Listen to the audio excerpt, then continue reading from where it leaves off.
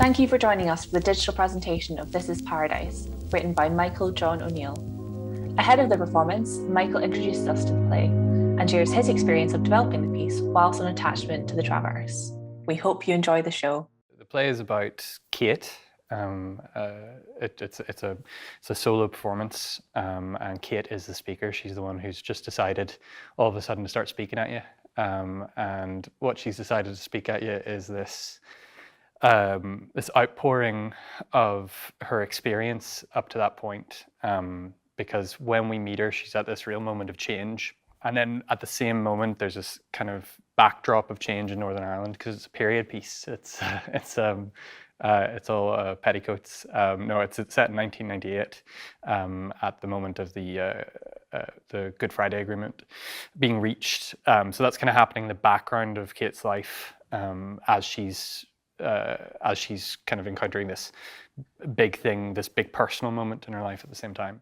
It became a way of processing or thinking about some things that have probably been rattling around inside of me for a while about what peace is, what a peace process is, and what are the limits of the peace that we're offered to us as a nation. But for Kate specifically, what is peace in a bodily sense, beyond a kind of political or socio-political sense? What is peace in her body whenever she can't find a way of arriving at it? It's such a gift to have a theatre that's mission is about new work. The open submission process at the Traverse is, I think it's interesting when you look at how lots of different organisations or different places approach that, and what that means for the organisation, its relationship with writers. And the thing that's particular about the Traverse, and has been for a few years, is there's a strong sense of it being a way of having a relationship with a writer. There's real concerted efforts for it to be something that could be the beginning of something. Fortress Traverse is is very, very, very, very valuable, and must be protected at all costs.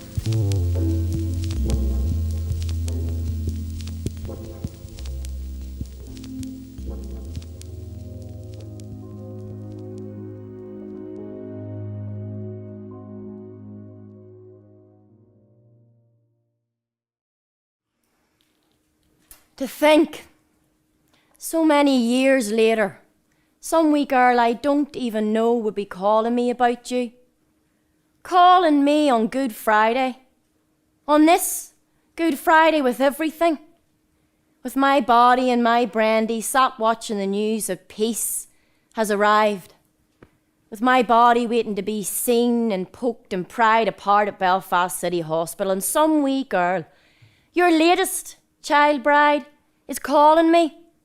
She's not even introducing herself, is going to me, Diver isn't answering my calls. Crying, please, I don't know what to do. And I'm hearing her in my own voice. From before.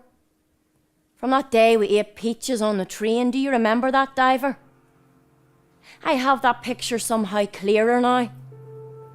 The wet yellow, your fingers sticking to mine.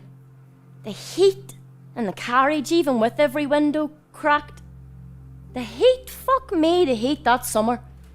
Going from town to town along the coast of Liguria. The water on one side of me and you always on the other, either direction a clear expanse. Remembering that so early in our time together. Must have been 1980. Just a week, few days. No doubt running from some bad fellas after you back home. Sure, there was always bad fellas after you, always someone you were letting down. And then our last night, that twin room in Pisa. Twin room, booking error. But the managers look. These two, travelling together, these two. You barely clinging to your 30s and me fucking hell. His eyes on me like, Jesus, what age is that wee girl? Not that he's saying anything, not with your charm. I'm stood back, bystander for once, but still feeling it. The force of you pushing in from all sides through that solid heat.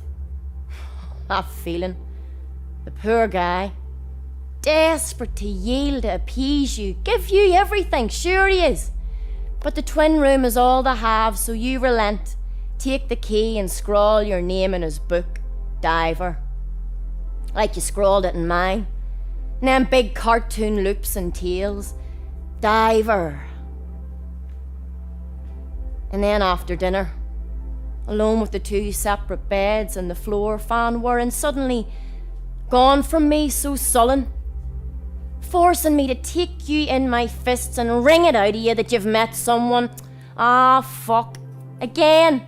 Ah, fuck, Katie, just before we left Belfast, so this'll be the last time. Just fucking stay where you are. The last time we'll be doing whatever it was we've been doing. And I said, is this the last time? Or is it the last time like last time was the last time? And then a laugh. Was that you or me? I can't separate us out. And then silence, which was most definitely the both of us, and then me breaking at me saying, I think I'm pregnant, Diver. But saying it flat, like I think I'm pregnant. Like I was asking you to hold my purse, and I don't even know if you heard me because you looked right through me and said maybe it being separate beds was a blessing. And looking anywhere but my awful body, saying and saying you love me, that you don't touch me, that you don't. And we fought until we didn't. Laid down on our separate beds, shaking with anger. A river rising between us. And in the night, I know I've bled. And in the morning, before we handed back the key, your skin still tasted of peach. He kept saying what would happen if I left, Katie. I don't like to say, but saying he would end it, I thought he was joking, but then I did leave because I had to, and he's not answered his phone in 2 weeks. I don't know what to do. He said what would happen if I left.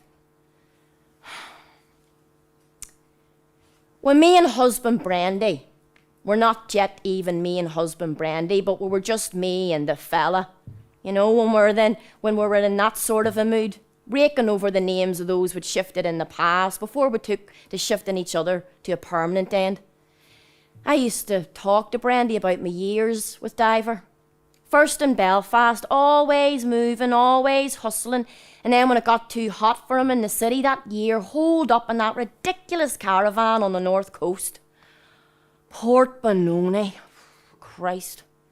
We went there in 1986. I was 22 and Diver was... I think we did his 45th in that caravan. A scone with a tea light sliding off the top. Me anchoring a party hat around his chin, him too gone to notice. He was gone a lot from himself by those days. Made it easier for me to finally slip away, I think.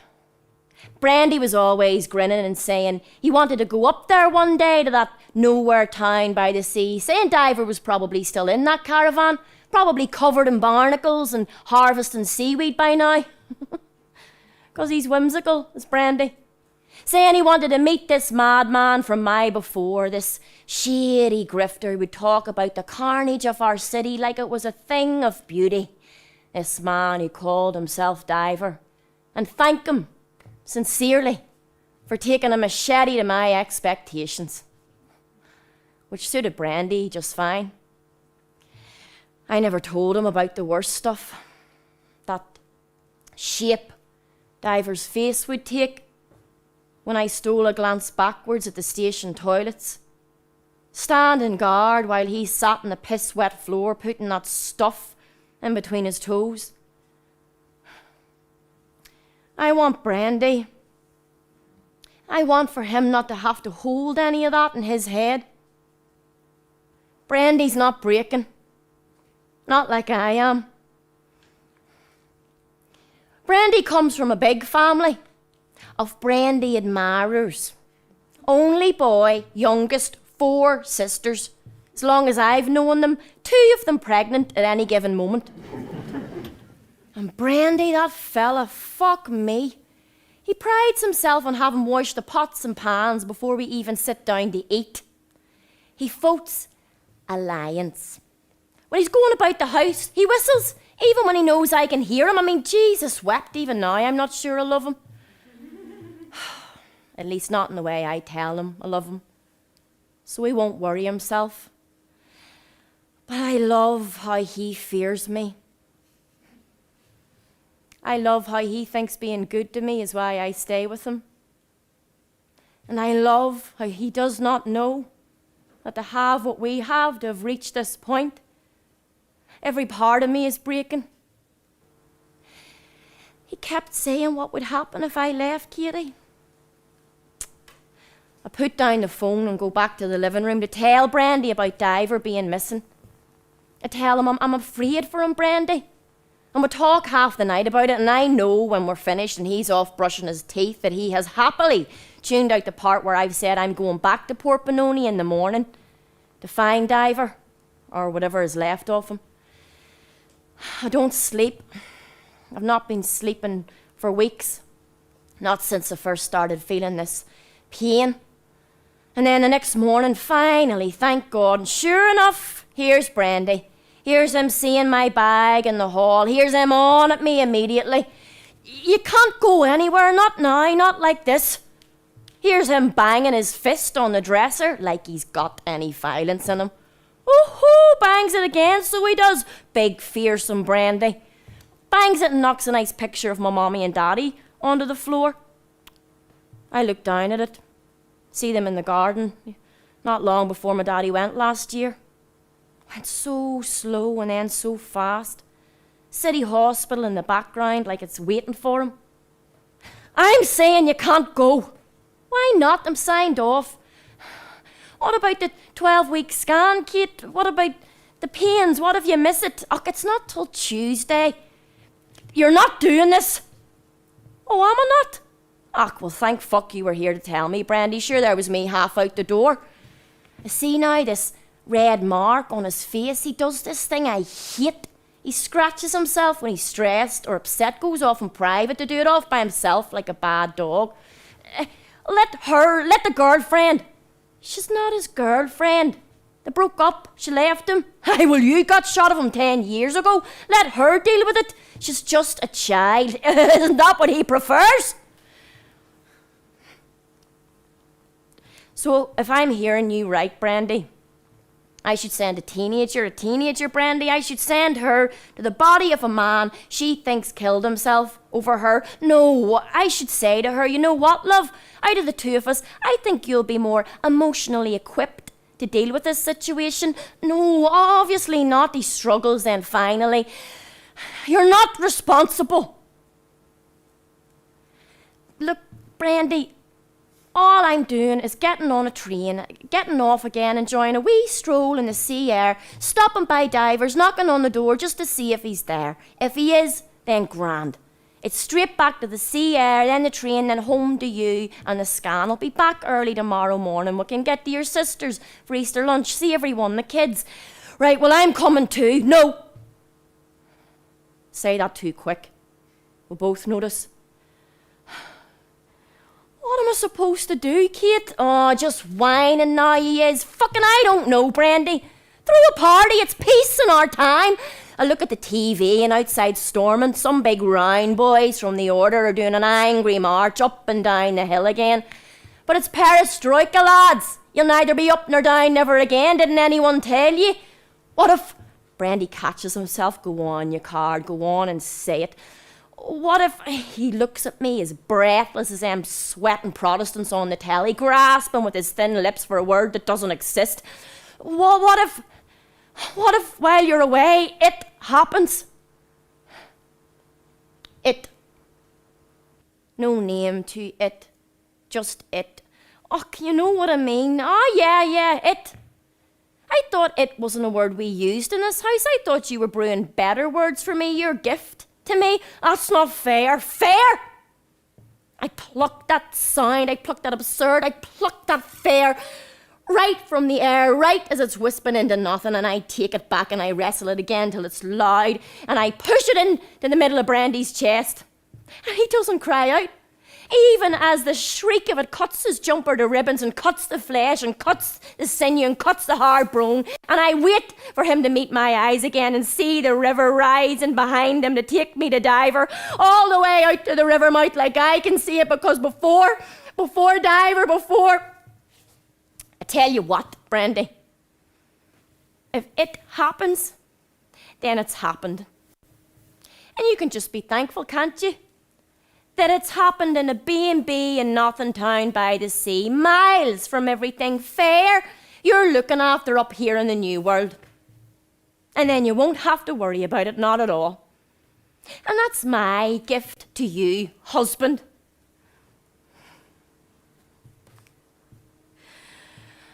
And I go and call a taxi to the station.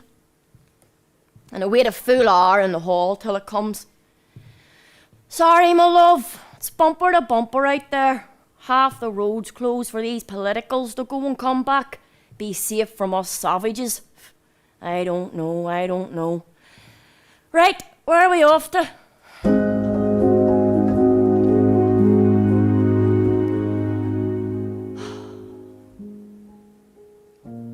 I've forgotten how to do this, Diver.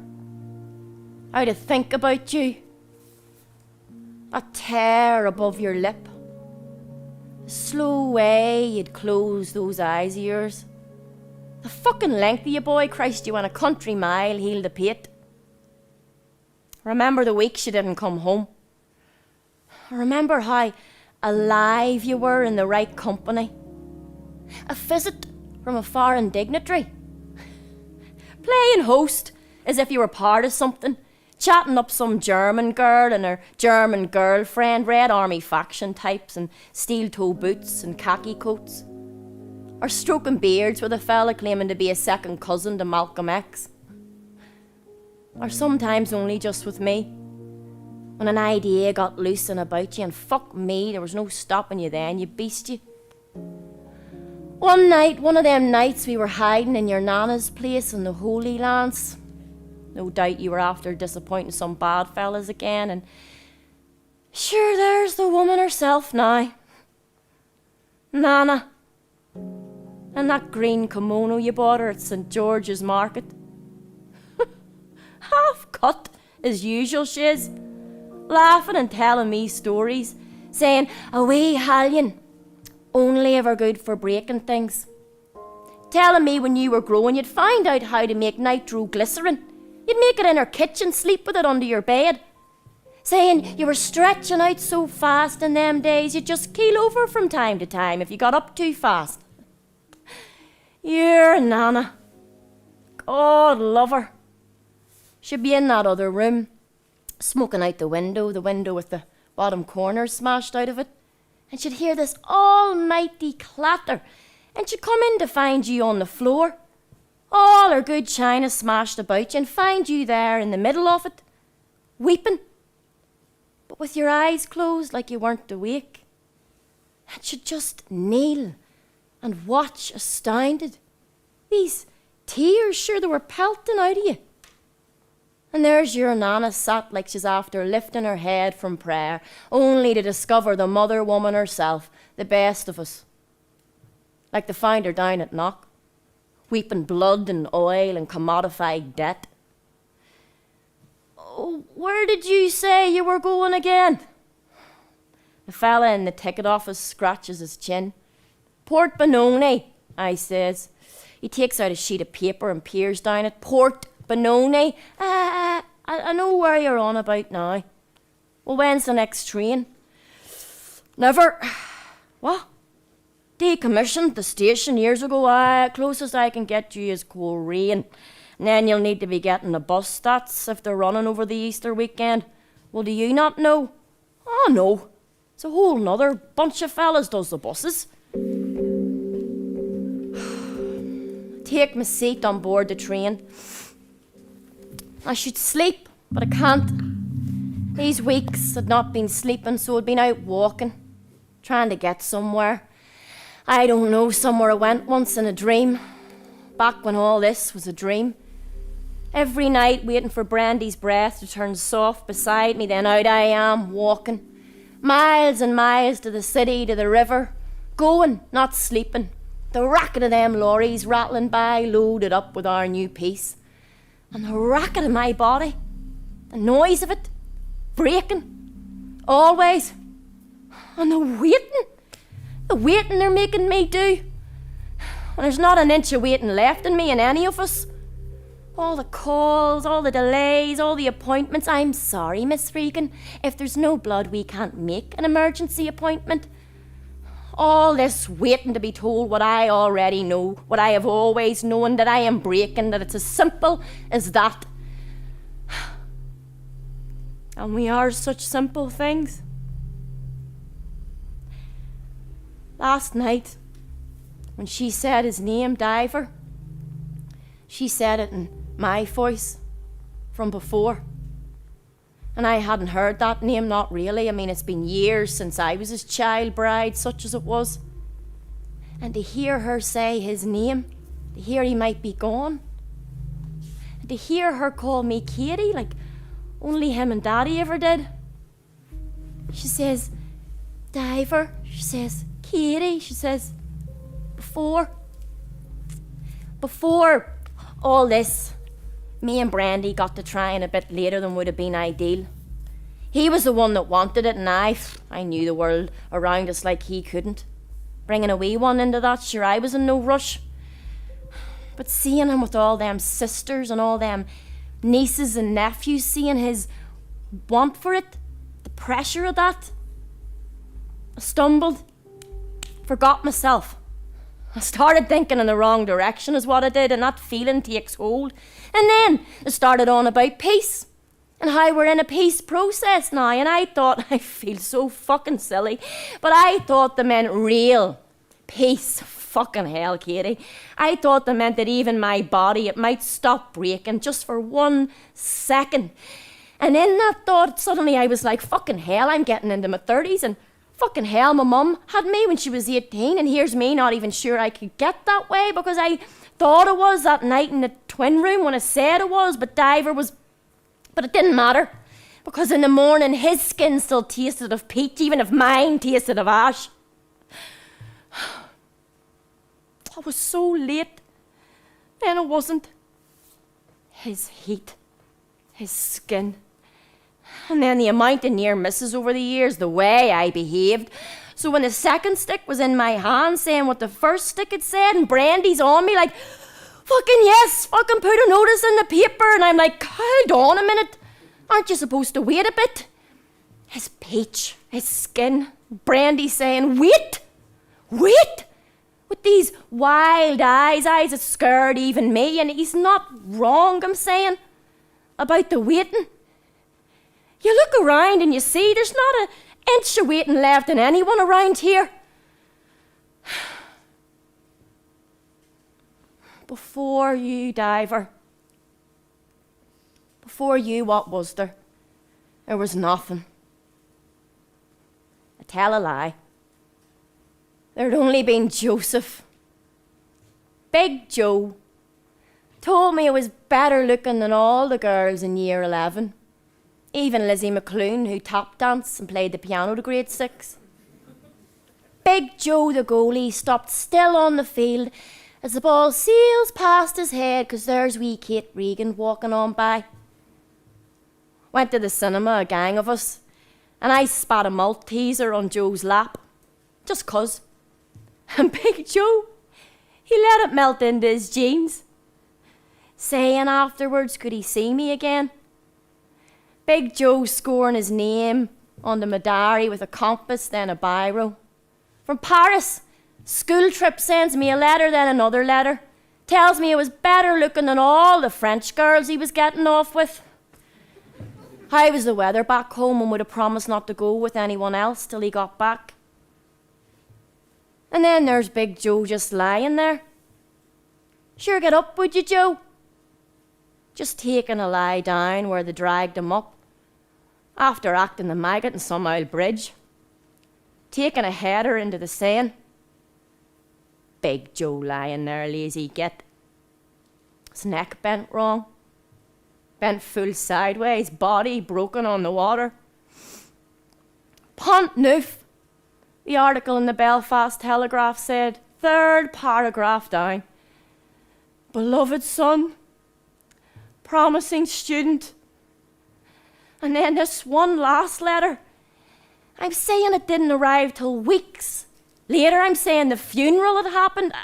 I mean, that's what they told me. Sure, I didn't go. I'm saying he was in the ground and there's this letter. He must have sent it the day it happened or the day before, and it took this long to arrive. And there's Big Joe asking me, saying, Kate, why haven't you ripped me back? Have you gone off me, Kate? Daring to ask me that, when it was him full leapt off me straight into that river without even thinking about it. Them trying to tell me he fell in. He leapt in both eyes open, so he did it as soon as he could. Some boy. I stuffed his letter in my bag, carried it with me everywhere. Daddy was pure raging I didn't go to the funeral. What are Big Joe's big mommy and Big Daddy going to think? Love of their big boyo's short life, and she can't even be bothered to cry some tears for him. Hasn't cried, not once. And she's out every night of the week with the scum of the earth. Christ, wee girl, I don't even know who you are anymore. And I felt the breath rush out of me. And when it came back in, you came with it, Diver. Not a heartbeat between you and Joe. But there was more than 20 years between the two of us. I was 16 that first time, even younger than your latest child bride. Did you know that? I think you did. Sick fuck you, boy, so you were. But sure, that's why I liked you. After Joe, my body is breaking his mind. Met you at a party I shouldn't have been at. Fully pixelated it was. And you marched right up to me, you says you'd seen me quite a bit. Cutting about with some pal with long legs, paused thinking on her name. Shona? Ah, Kate and Shona, the Gilna Hurt girls. Kate and Shona who sliced each other's hair in Shona's mommy's kitchen when they were 6 and 7. Kate and Shona who between them knew all the bad words. Kate and Shona who were just about the worst the girl guides had ever seen. Smoking over by the fence with the lads who still lived at home but wore their hair long, and wrestled with each other just like Jacob wrestled with the big man and lost and is still losing. And you says to me, hold my hand now, Katie. I know you. I know exactly who you are. I have always known you. You and me, we are such simple things. And what took me from the party, left Big Joe bent backwards on the floor, and we brought me to the bar across the road, and we sat me down. And you stared at me for ages, waiting for me to come to my senses and bolt. But I didn't. I wouldn't. And eventually I says to you, I says, here, fella. And you said something about having been at Seamus Costello's funeral, and I says, I don't know who that is. And then you said, imagine if this place blew up right now, right on top of us. And I looked bored. You said, no, really? Seriously? Let me show you. Getting me just where you wanted me, guiding me with a light hand on the lower back, the bodyguard's touch. Move a wee bit to the left. A wee bit more. That's it. Take a seat. Now don't move an inch. Say it's under this table here when it goes boom. You sit right there and you'll be fine. Remember when you came in with mud on your shoes and your mommy clipped your ear too hard? Remember the way the hallway stretched out before you and you felt all hot? The hair on your skin all damp? You sit there and you'll be fine. And I took a sip of something shocking. Christ, I was always for drinking something shocking back then. And I did a sideways look at you and I says, what about all of them? What about them, Katie? Well, will they be? See that fellow there? I don't look. You'll make him shy. He saw you on the way in, he eyed you, he did up and down, smiled half a hungry lip at you. He's gone. You understand? The roof is coming down and he's gone. Well, what's his name? Come on now, Katie. There's no time to be dealing with names anymore. And I gave you that look again, near upside down it was. And you sighed and gave a gesture I came to know so well. A mannered way in which you'd slowly close those eyes of yours and run your lower lip across the bumps on your teeth, gearing yourself up for some real wild shite. Let's say, for argument's sake, his name is Joe. I heard that. I remember not breathing. I remember thinking, does he know? How could he know? I remember you enjoying the fear in my eyes, even if you didn't understand it. I remember the energy you took from it. Let's say Joe here, he's trying to court a girl, he barely notices him. Ach, no, that's too sad for Joe here. Let's say he gets a wee bit of something chased by the gents. Now, in his mind, it's them two all the way to oblivion. Not that she's feeling that way, 'cause Joe, look at him. Christ, would you look at him? He's not the type you end up with. He's all spent muscle and smoulder and turf. Not that it matters, 'cause tonight he's gone. She's gone. All of us, Katie, gone. Imagine it. After the bomb, there can be no more of anything. There's no getting around that, nor should there be. See, this here's my point, Katie. Nothing matters but the breaking. Not the who, not the why, just that we see this fight for the sham that it is. You see it, don't you? You see that there are people, the very same people who watch you walk up the Ormo Road in the winter dark and tell you to pick one side or the other, and then they show you both sides of the same coin. People, I'm saying, the very same people who finger their moustaches on slow buses and tell you to fight for them ones or these ones. And then there is me, at a party, who says his name is Diver and hears your name is Kate, and tells you there is a solution to all this that no fucker but him has even thought of. And who hears you roll your eyes, who sits with you here in this bar and says that in this snug, under this table, is the bomb, if we can imagine it.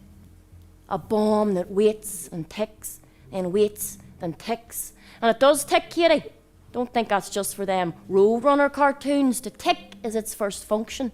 Listen. Tells the time, and it'll do that till time comes. Now, our pal from before, oh, fuck's sake, Katie, I've forgotten it already. You want to say Declan or Cormac or Joe? Aye, Big Joe.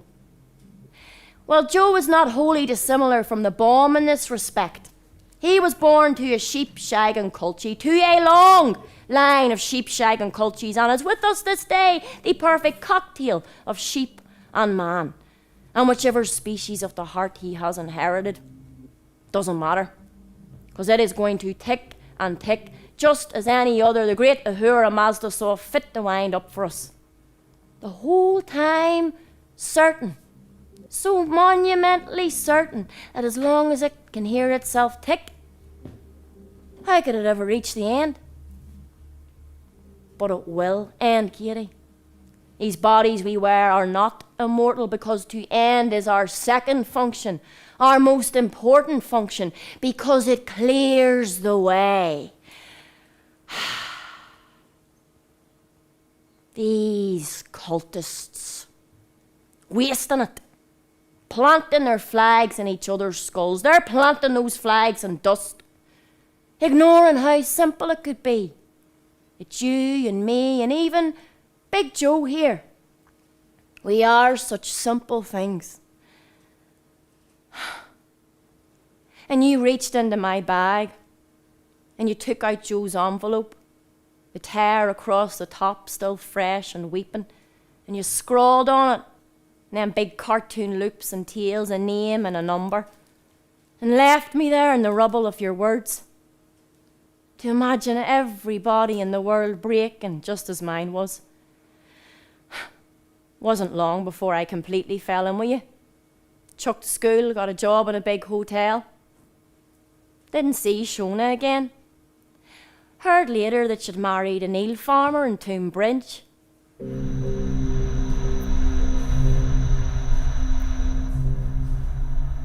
The train to the north coast jolts on its tracks. Fields blur into fields, soft greens and yellows twist into the blue and white of the wild sky beyond. Across the aisle at a table seat, I can see me and Brandy sat having breakfast weeks ago. I think, how did I get all the way over there when I'm just here? And I shouldn't listen. It's none of my business. But I am. And there's past Brandy now, smiling through his Weetabix, saying, what should we call it? While we're waiting. And there's me looking at him like he's after smearing shit in my toast. You want to start on with names already? No, not a name. I'm thinking there should be a noun, like a noun. It's something wrong with calling it all the time. The train brushes past a hedgerow and I feel each branch like fingers down my back. It's the size of a pea. Close my eyes to them, wanting them to quiet down, to stop, but I hear me even louder than before. Ah, yeah, I get you. It's making my tits sore. It's the milkman's baby. And there's Brandy saying, leave it with me. Something better will come. I'm good at this sort of thing. My gift to you, wife.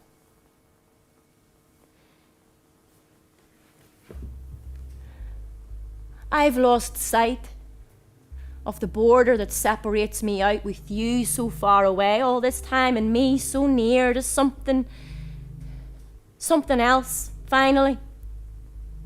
And I'm not even talking about what they're saying on the news every night. I mean, who knows with all that?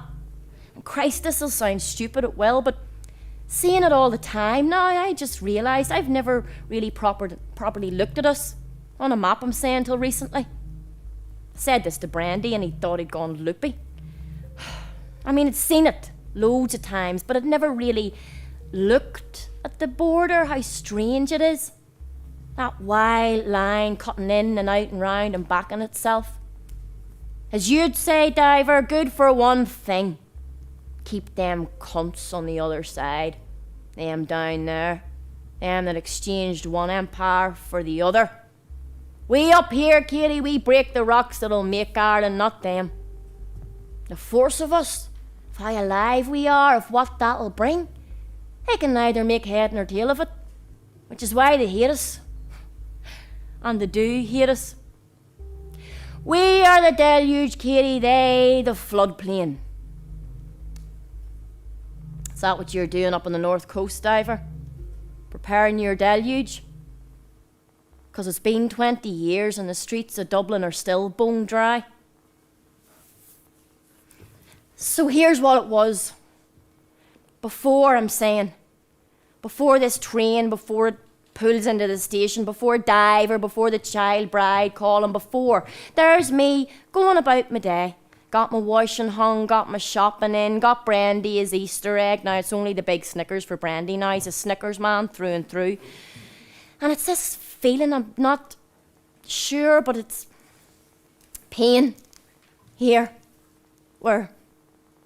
Pain, the colour of it running through me, the colour of that night in Pisa, and I am feeling peach and I know what has happened, and Brandy says, are you sure? And I go to smack him one, but when I turn around again, he's gone.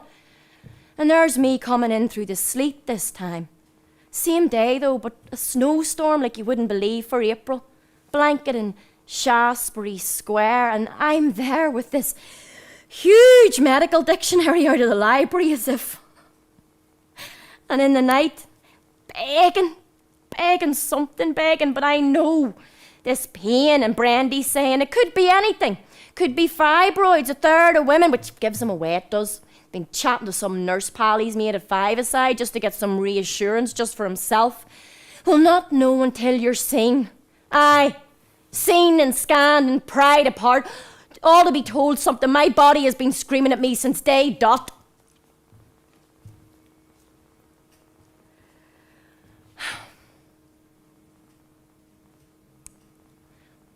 When it finally got too much, hiding with you there in that mad wee caravan. Like we were in witness protection. Every day watching you watch the sea like you could see the fucking Armada on the horizon. Or like it was the water itself. Like if you took your eyes off it for a second, it might mount the shore and swallow you whole. Finally, I said, I'm going home, Diver. Mommy says Daddy's cooled off. Or at least they're for putting me up. I'm going to go to night school and take the O-levels, and can't keep going on like this, you know we can't. And you said nothing. So I asked, who are you even running from anymore? And you said nothing. And I said, you'll come visit? Nothing. Well, I'll come visit you. And then you said, what? An ice cream on a Sunday and a lazy drive down the promenade? And then you laughed, crueler than any word you ever laid upon me. What do you want from me, Diver? Nothing, fuck off. When do you start asking all these stupid questions? They're stupid and ugly. When you asked that, what do you want from me? It was ugly. Stop being ugly. And then you said, I want you in winter. I want you slipped on the ice. I want you soaked in the wet and the rain. I want you at the bus shelter at midnight when the last ones went through at 9 p.m. Or in the dunes in the long Marham. Or playing pool in the arcade with some smick coked off his face and throwing raw meat at a sleeping dog. And I said, let's write to each other. And then you laughed again or didn't. All there is now is that feeling of the cold light in my face, the feeling of it empty, like the morning was the thinnest blanket laid over the night, restless in her crib. And then I said, or I want to have said, I'm serious, so I am, deadly serious. I'm going to write you and you're going to write me back. And then your anger changed colour. Became a small anger, which I do remember the shift because I remember all the shades of your anger. I was their collector. Fucking tell you what, Katie. You ever see a letter from me, it'll be just like that boy, fucking Joe. Whose name you whimper in your sleep, aye you do. Fucking Big Joe who left you for the river, what a joke. Anyone ever hands you a letter from me, don't bother opening it. There'll be no return address.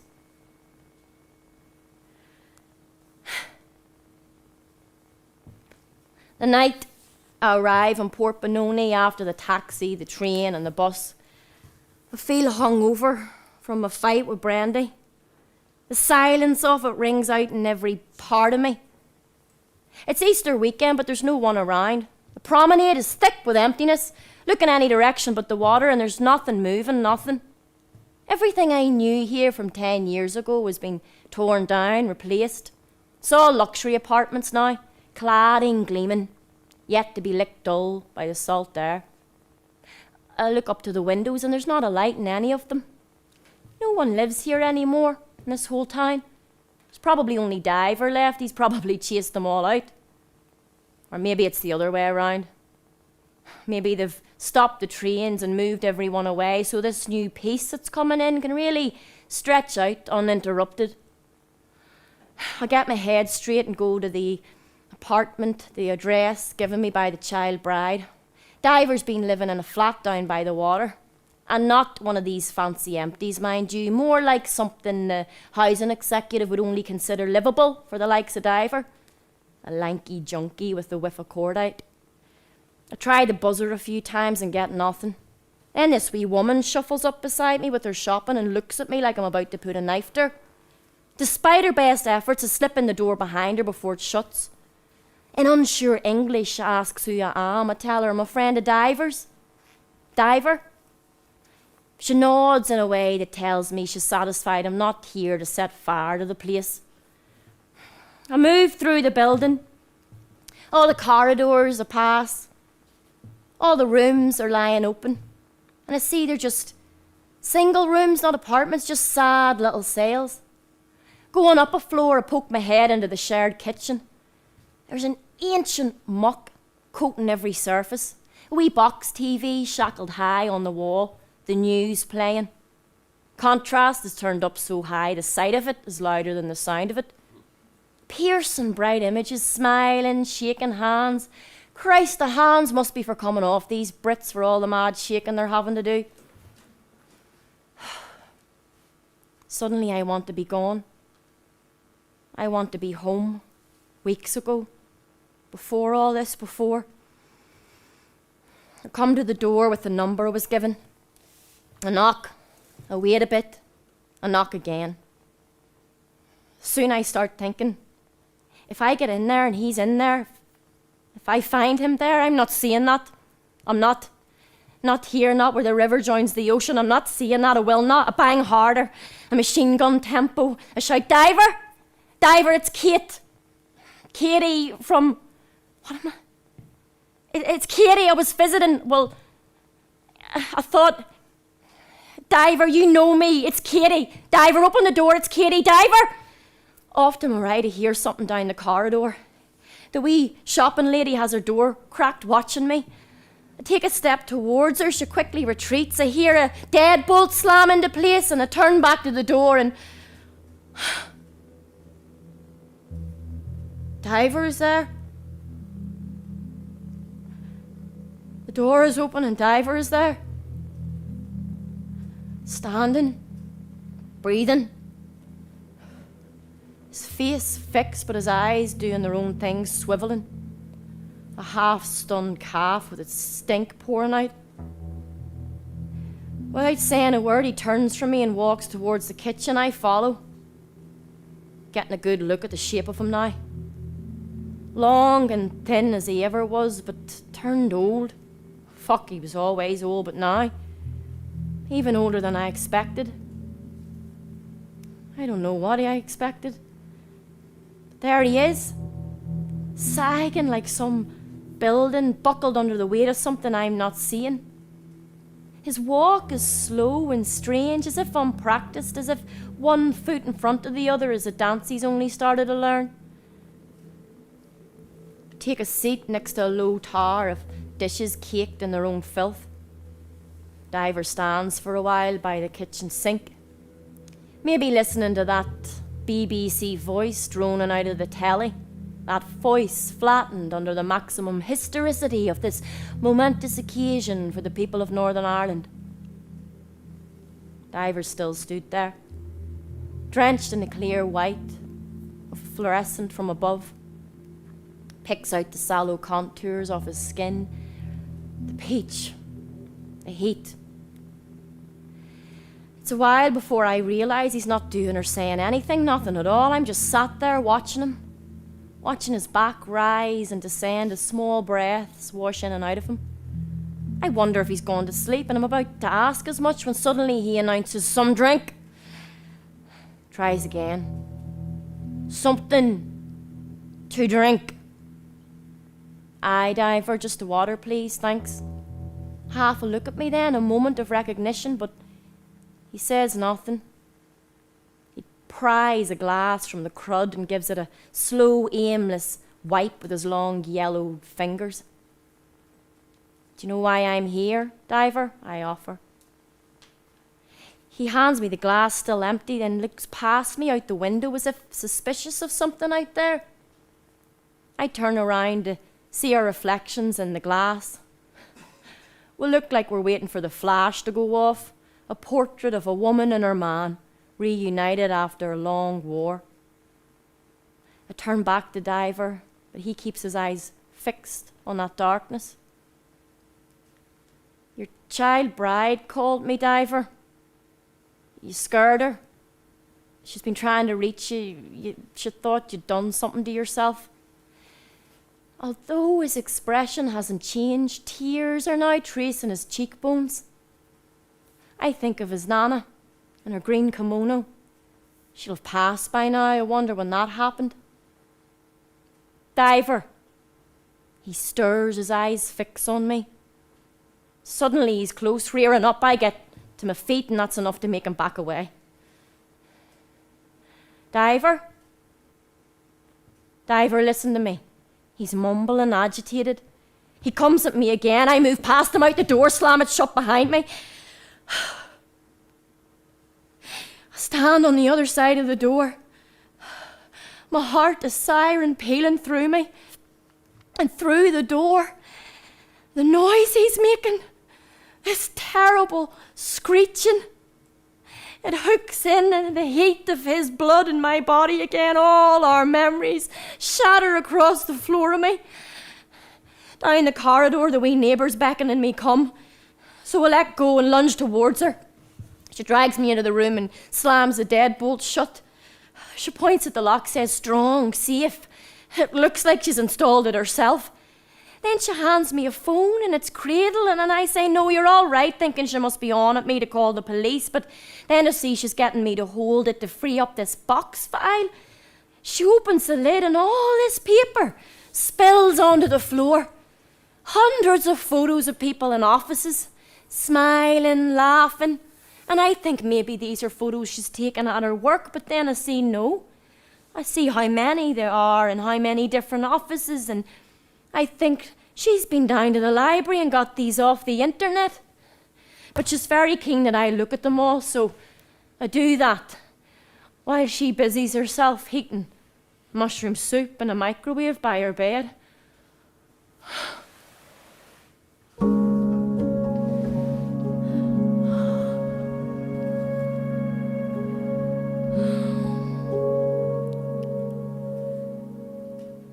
When I make it back to my room in the B&B, I can still hear Diver, that screeching, all the way across town. First I call the child bride, give her the good news. Oh, thank fuck, Katie, I'm so relieved. Then I call Brandy, tell him I have to stay a wee bit longer. I check the train times and there isn't one tomorrow, so it'll be Easter Monday now. I say sorry to everyone, the kids. He's saying, the scan is Tuesday, Kate. I mumble in an apology. I can't believe you right now. Why aren't you here with me? Christ, wee girl, I don't even know who you are anymore. I try to say something back, but the pain comes again and it twists through me like nothing I've felt before. I slam the phone down. I don't want to give Brandy the satisfaction of hearing it in my voice. I lie on the bed and turn on the telly and I wait till the pain passes, but it doesn't. It just slowly roots in and becomes an ache in every part of me. I try hard to focus on the voices across the room, on their endless celebration of our escape into peace. But my mind starts to cycle in step with the throb of my body, between pain and exhaustion, between Diver and this new future. As it was now, not as it was then, this vision of Ireland pressed flat beneath the rock, desperate to be released. They come and they give us peace. Give it to us as if it was easy. After 800 years, telling us every day we're no good, that it's in our bones. How could we ever be good when we hang around with scumbags like him? Before you, Diver, before you, what was there? There was only Joseph, Big Joe. You pieced him together out of my dreams, and now he's always showing up behind my eyes, saying to me, I've been walking so long. Last time in the night before I left to find you, Diver, Joe stopped me along the embankment and said, my feet hurt. The waves of the lagoon singing at him to come back in the water, and him saying, the rocks down there, they're hidden. I keep cutting my feet on them. And then louder, there are cuts on the cuts in my feet. and I watched the riverbed come up and cut his sweet little feet. I stared at them as they bleed into the water, and him saying, "Kate, why do you never write me back?" And now here's the water turning with my memories, knocking a new shape to things past. Here's my daddy, not ever meeting my eye, saying to me, "The stench on your clothes, in your room, where everything piles up, what is going on with you, wee girl?" And fuck me. These great cliffs on the north side of Ormo Park stand arched above me now. And there's Big Joe, lying in the shallow, his mind trickling towards the sea, towards you, towards your mouth, before there was all them guns. And these hills were diamonds, and the bogs held only muck, and the language on our tongues was our own. And if we go way back, there was wee Katie, cutting about with wee Shona, the first woman and the first friend and the worst the girl guides had ever seen. And the bomb now, where is it? You've put it somewhere, I can hear it. Tick, tick, tick, tick. I imagine buildings, big brick box. I imagine my body. I imagine this could have been once. This could have been loads of times. The tide took me in, the land, bleeding moonlight. The only thing that ever used to scare me, everyone said this as a kid, was the idea of things falling down. Everything bigger than me, everything. I imagined the city centre. I imagined the buildings. I thought, what if they get tired and they wanted to sleep? And I was always wanting to sleep. And sure, it was only small, so I thought, why not? But I couldn't stop the thoughts, the crushing, not fast, but slow. They would slowly lie down over me. And this one night, I think it might have been, but this one night, I was in bed and the terror is huge. The way the house is cracking above me, and I'm watching the ceiling coming down slowly, moving towards me. But Daddy came when I called him, and he said, "That's just the man on the moon, Katie." Daddy, God, I loved him. I loved the strength of him.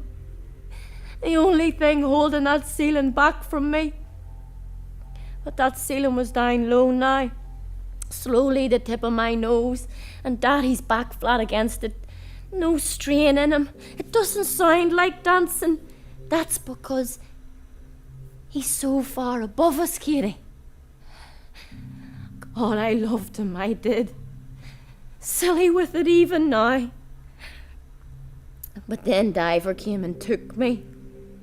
Or I took myself to him, and then Daddy couldn't love that, no.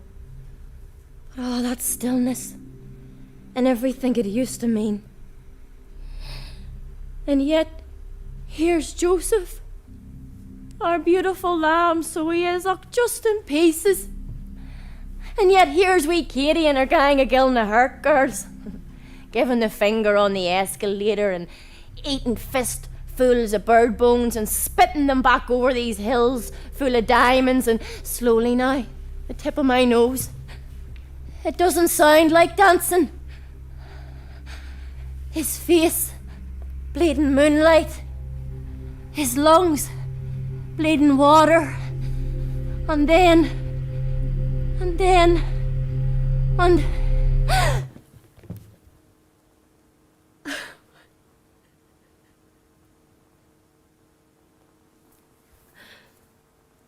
when I stopped by for my things and told Daddy I was going to live in the city with Diver, he said Diver and his type were scum, dragging us back our whole nation. And I should know better, and I was raised better, and I was a stupid bitch. And then he went up to his room to sulk and fold shirts, and Mommy said he wouldn't come back down while I was hanging around. And she was right. He stayed up there 100,000 years and folded them 2 shirts of his so many times and so tightly, they ended up fitting inside one matchbox. So I left.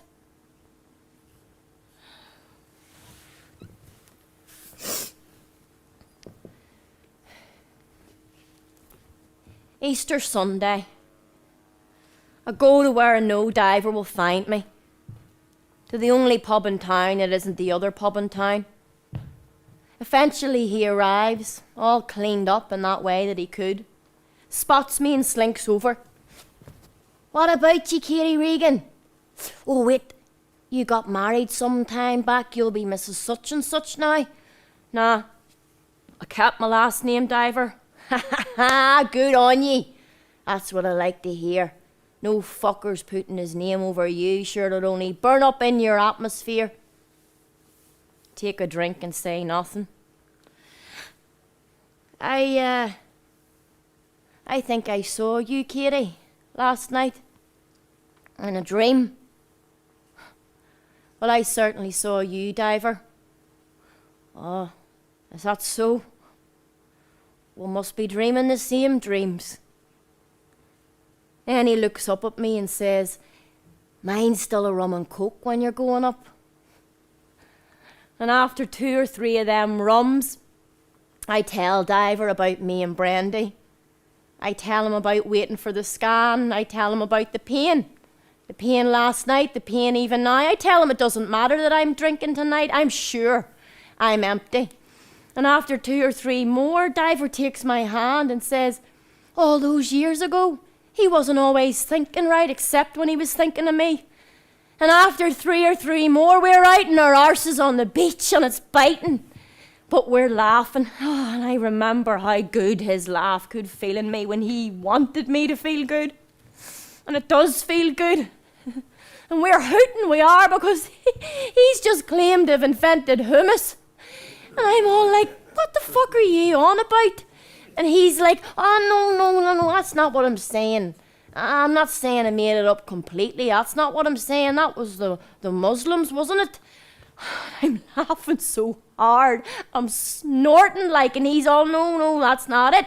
That in fact, he was the one that brought hummus to Ireland. So in effect, invented. And then he leans in and kisses me. And I kiss him back and we kiss like before. I whisper a sorry to Brandy. I am sorry, but I had to. I am so straight these days. Normally I've been even when I wasn't, but for now we kiss and there's something. Oh God. Hold on, Brandy. Hold that part of me left in Belfast. Stand still with it on the horizon and keep your eyes on it. Because for now we're kissing and the night is nipping at my bare arms, and of course Diver tries to make it more, rolling on and off me like I'm a lump of dough, getting sand in my socks, and I try to push him off, but he tries to force it, hands heavy, and I go limp. Automatic. Muscle memory. And he feels that, sits up and looks away. Then after a minute he says, all this on the news, Katie. Have you been watching it? And I laugh because the way he says it, it's like I might have missed this whole peace thing that's been happening lately. That's not how I saw it. Not how I saw it at all. Going out with a whimper, with a pain. Then he looks at his arms, as if he had something written on them. Something he wanted to say, something that would explain all this to me in a way he thinks I should hear it. But there's nothing there. And I look at Diver and I see him looking back at me, suddenly so old again, desperate, willing me to see myself in him, to lie with him there in the rubble like I did before. But there's nothing there for me anymore. Because I am everything since him. I am the years between us. I am the now that waits in Belfast. I am so much more than I ever was. With all that Diver breath on my Katie neck and Joe's letter sat squatting my bag and my daddy 1,000 years up those stairs from me, and I look at Diver and I see the less he is now, the less that he always was, how thick the night is between us, but there's barely any border between him and that dark water. I see all that, and he knows I can see it. So he turns his face to the void, away from the pain of my gaze. Monday morning, and it's pouring down. I catch the bus from a train connection, and Diver surprises me at the station. He's clearly wrecked, but he's made himself dapper, more like those first years in Belfast together. When he spies me, he does a wee dance on the spot. The station floor stretches out and all the wet gleams back up at us like we're Fred and Ginger here to make it sing. I think about the pain I'm feeling. Colour of it running through me, the peach, the heat. As the tannoy announces my train arriving, Diver takes my hand and thanks me. Says, I feel so much better for having seen you, Katie. Ignore me from earlier, that wasn't me. You are just what I needed.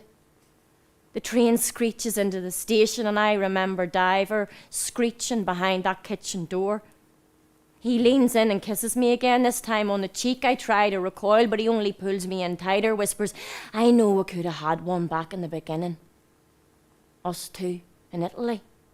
I like to think things could have been different sometimes, and me and you, we could have had a wee baba and stayed in Italy by the sea. Every part of me is frozen and cannot move, his breath against my ear, gasping and wet. And I know it didn't take then, Katie, 'cause I am only good for breaking things. That's all I've ever been good for. Someone shouts a last call for Belfast. I try to break away, but he only grips me tighter. 'Cause I heard it, Katie. I heard her ticking. Every cell of me is alive with revulsion, pushing against him. And sure, when she goes, Katie, when she goes, it won't matter what any of us thought we were about. I break free and run from a train. At the barrier, I glance back and a sea diver stood waist deep in the wet floor, smiling up at me. The train shuffles by the sea and turns towards the first fields. I wander through the empty carriage to watch the water disappear. Out there in the waves, I make out a line of boys, marking something, marking. What am I doing? I shouldn't be leaving, not now. I should be there, I should be breaking in that water, but I must have forgot because the track turns again and suddenly I'm at home on the sofa with the telly on loud, and it's one of them shows with them types that get to go on TV drinking white wine and tutting the peasants. And then asleep. And it feels like the first sleep in years. And when I wake, it's nearly morning and there's a blanket on me. Brandy. I go to get up and I feel it. I know there's blood there. And I look and I see there's some, not a lot, but yes, it's on the sofa as well. I Jesus wept. I go to get something to clean it up, but I can't find brandy, for fuck's sake. He's always reorganising things, moving them about, never happy with how things are. Does my head in, and I nearly wake him to go give him a ride, but I don't. I just sit there, and I'm alone, and it's awful.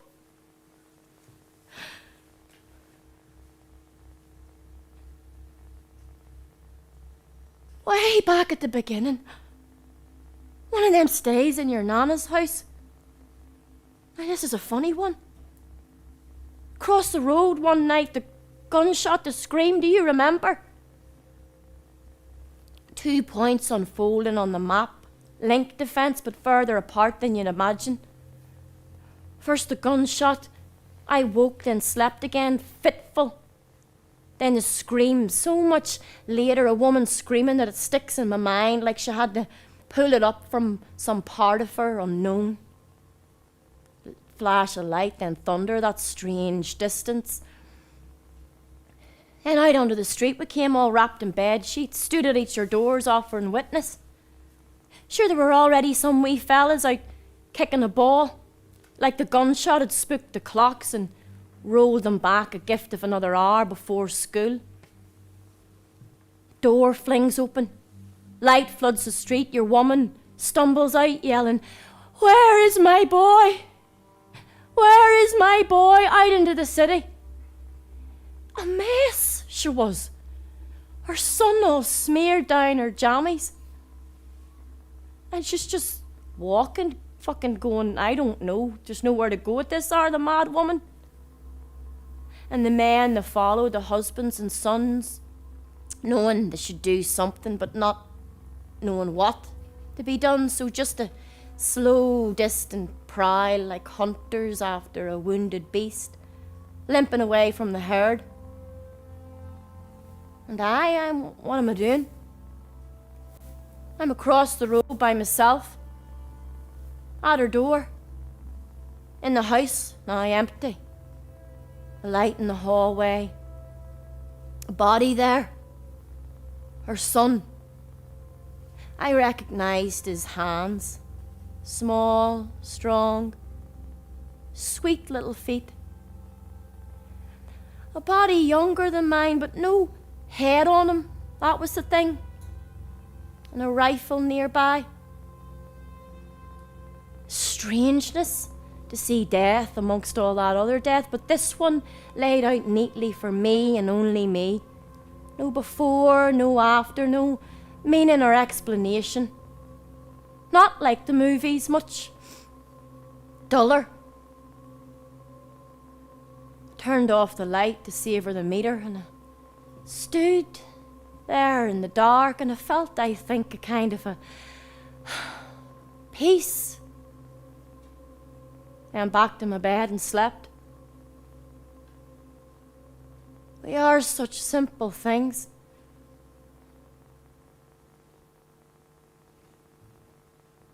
Tuesday morning, Brandy's taking the day off work to be with me. It's still dark when we get to the hospital. There's a clandestine fielded as we wander the campus looking for maternity.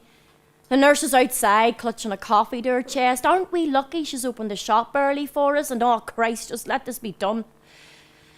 She marches us through a warren of half-lit corridors. Brandy trails behind. When I'm changed and on the bed, I feel for the briefest of moments this hope. I hear a voice, my own voice, but from before, ages before, like so far before it's coming in from the future, and I think I hear faintly, tick, tick. But as she rolls a paddle over my belly, I can see only fuzz. I look at her, and she's grimacing. She's muttering to herself, no, that's not what we want. Not what we want at all. I am breaking. I am the river burst its banks and dragging black clumps of earth back to the sea. She goes to find a chaperone to do an internal scan. Brandy squeezes my shoulder. Slowly, calmly, I rip his arm from its socket and fling it against the wall. He just adjusts his position and squeezes with the other. The nurse returns in a fluster and asks, are we happy to go ahead without the chaperone, the earliness of the hour, it being Easter break and everyone's holidays all at once, and that Christina's still on maternity leave. And I look at her and I am sure I am screaming and she's not hearing me. And Brandy, being now only one-armed and wise to the danger, he says, we just need this done. And she nods and she's in me now, I'm telling you, with some force. With this huge intergalactic dildo-looking thing and pain of it, the humiliation. And Brandy sees my body jolt and he squeezes me for dear life. And I know there is love there, but I can't reach it. And she's muttering, no, not over there. No, no, no. And then she stops. Brandy hasn't seen it yet, but I see her.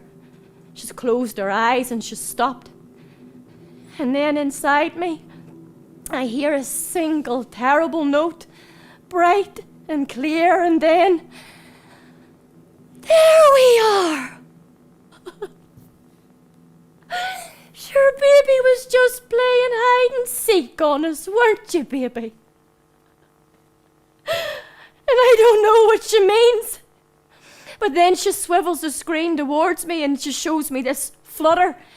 And she says, "That's a heartbeat. That's a strong heartbeat. Well done, baby." And I say, "No, you daft bitch. That's a whole nother world." And I squeeze Brandy back. And I look at him and he's crying and we're crying. And this nurse is checking her watch. Tick, tick, tick. Back home, and Brandy just does not know what to do with himself. First he tidies the kitchen, then he tidies the spare room. Sure, why not? Let's do the kitchen again. I sit on the bed and I can feel the sun outside the tree. The light pushes through the branches and nestles and streaks and shadows across my belly. And in there, something else. And it is something else, lads. I can feel it, trying to name it. But before I can, Brandy trots in and quick kisses the crown of my head, sets a letter beside me, says it was underneath my coat, must have fallen out when I hung it up. And then he's off once more to descale the kettle again. I squint at this letter, pick it up, and I hear the phone in the hall ringing and Brandy shouts, "You'll get it." "No, wait." And I look at this letter and it feels small in my hand, feels like nothing. And you know, it's funny because I can't figure out how I'm supposed to get into it. It's hilarious, actually. And the phone is still ringing and Brandy's still shouting, and I'm turning this letter around and I see this writing on one side, this cartoon loops and tails, a hurried scrawl, and I hear a distant click as Brandy picks up the phone. The peach, the wet yellow. And Brandy's voice is in another time entirely now because I'm moving. I'm swimming along the tracks. The water on one side of me and empty space on the other. I'm in the station yesterday, a whisper in my ear, a hand in my coat pocket, a letter forcing its way in there when I was held tight. I look across the room and I see that first night in Belfast, the snug, an empty space, a hand on my lower back. You called it the bodyguard's touch. And you said, "You will see that we are all just sculptors, Katie. We are breaking all the time, breaking to reveal what's underneath, to carve out some kind of paradise." But you never did that, did you? You broke me instead and left that rock in one piece. All you ever give me was your name scrawled on that dead boy's envelope you stole from my bag. And now I see it's the same envelope it's always been. So in this room, where I hold my daughter in one hand, I take that envelope in the other and I hold it in a fist. And when I open my palm, a river springs from it. I'm taking your advice, Diver, when you told me not to open any letter of yours. I'll let it float away instead. And I'll fill this river with our past and let you have it all. I have no use for it now. So all that leaves us as before. I'm talking to you, Daddy. Sure, you're the only one left. Daddy, you were always saying I was meant to be better than this, that I let you down. And when you were about to pass in the same hospital where my daughter will be born, you looked at me and you said you loved me. And it's only now I know how both things can be true. Because you let me down more than anyone and I loved you more than anyone. We all have so much in common. We are all such simple things. But what I've got in me now what I've got coming next, sure, when she goes. It won't matter where any of us were sitting. It won't matter that we still dream and wake and cry out in the night. It won't matter that the river is still calling me even now. Brandy by my side where I sculpted a place for him, and peace creeping over these hills, and my body still breaking because it has to be breaking for her to be freed. I know that now. And even just the thought of her has broken this world in a way that we couldn't. Carved it into something new in a way we couldn't conceive, untouched by before. Before. Ah, Christ, before. Carving it in me even now.